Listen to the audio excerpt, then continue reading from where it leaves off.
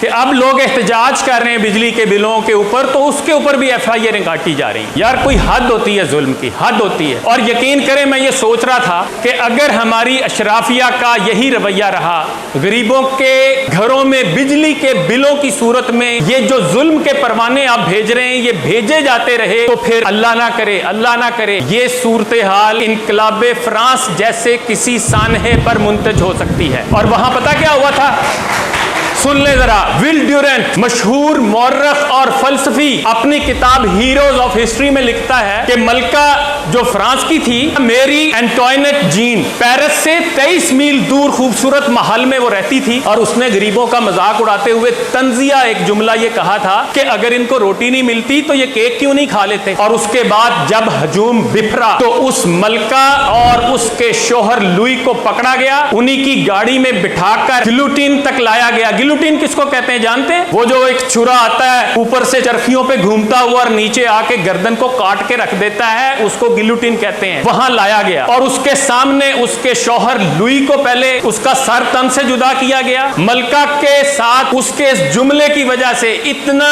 गुबार था लोगों के अंदर कि उसको मजबूर किया गया कि वो अपने कपड़े अपने पहरेदारों के सामने तब्दील करे। वो मातमी लिबास पहनना चाहती थी, उसे इसकी इजाजत नहीं दी गई। उसके हाथ पीछे बांधे गए, उसके बाल मूंड दिए गए और उसको एक घास ले जाने वाले के ऊपर बिठाकर साथ जल्लाद बैठा और उसको सरेआम डराया गया। 16 अक्टूबर 1793 को 12:15 पर जब उसको गिलोटिन के नीचे लटाया जाने लगा तो उसने कहा, मुझे माफ कर दो, मैंने ये जुमला जानबूझकर नहीं कहा था। लेकिन उसके माफी नहीं मिली, उसका सर तन से जुदा हुआ, उसको एक ऐसे गुमनाम खड़े में फेंका गया जिसका कोई नामो निशान नहीं मिला, क्योंकि कब्रिस्तान भर चुके थे। इनकलाबी जो लोग थे वो मारे जा चुके थे लाखों की तादाद में। और उसके बाद उसके सर का फुटबॉल बनाया गया। कई घंटे तक लोग उसके सर से फुटबॉल खेलते रहे। और यही नहीं, एक और किरदार था जनरल रोहान का। उसको बादशाह ने जिम्मेदारी दी थी कि इनकलाबियों को कुचलो, और उसने जब लोगों को पकड़ा और जब वो मौत के घाट उतारने लगता तो लोग जिंदगी की भीख मांगते, तो आगे से कहता, एहतजाज क्यों करते हो? लोग कहते हैं हम 10-10 दिन से भूखे हैं, हमारे पास खाने को कुछ नहीं, हम इसलिए एहतजाज करते हैं। तो उसने आगे से कहा